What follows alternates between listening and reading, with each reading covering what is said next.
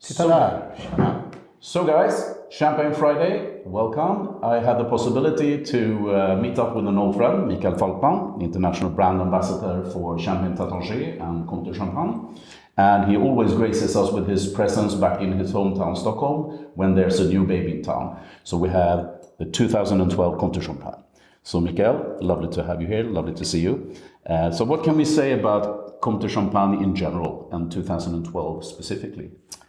Well, for Taittinger, obviously, it's the most iconic cuvée we make. In this case, the 2012 is the 39th edition since 1952. Listen to that figure, 39. Yeah, that's quite impressive. It's a young count in some ways. Right.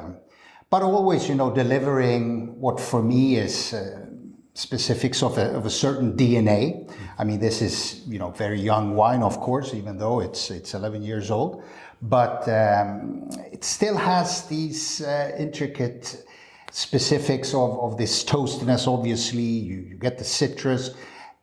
As I believe Richard has always spoken about, it's easy to spot the Comtes Champagne in a blind tasting, for instance, because it has this kind of special DNA. And I definitely think that the 12 is showing that it is the Comte.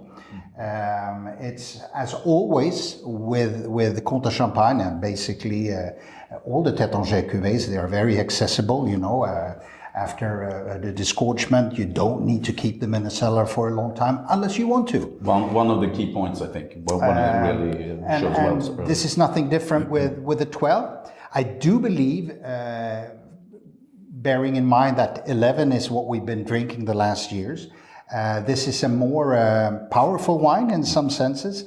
I think the 11 perhaps also showed earlier signs of development than I believe the 12 will do. This is more of 8 or maybe even 02 in some ways, I do agree with you. For me, it's when we talk about 12, we had 8, obviously one of those true legends. 12 is a little baby brother, so to say, to the 8. It was a quite tough season. It was a lot of frost.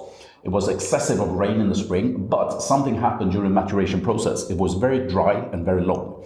So for that reason, it was a fairly small crop in size, but the beauty, the elegance of the fruit that came out on the other side is really good. And this is, for me, a sign also why Taittinger in specifically is so skilled in their craft.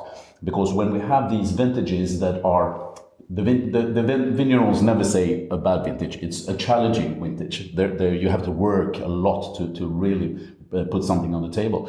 And for me, 12, and especially in this version, is absolutely beautiful. As you mentioned, we have had the 11 for quite some time. The 12 is showing very good early. It has, and also here we have the DNA, a little bit of the fresh coconuts, slightly touch of the tropical notes, but not too much with that fruity side. And me and Richard, I know that you like to drink your Comte early because it's that smiling, I'm not that picky, freshness. But for me, maybe 8-10 years, that will be the optimum for this. This is not like the 08 that maybe is, a 30-year-old. For sure. But I am very excited. This is the second time I taste it. I had the possibility to taste it this September, October, down in Champagne. And this extra 6 months has done wonders for the wine. Wonders for the wine.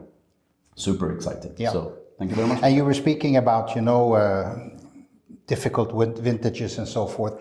But just as a reminder, when you have the vineyards that the Taittinger family owns in these different Grand Cru villages in the Comte Blanc, you are more likely to succeed, obviously, thanks to the positioning of these and so forth.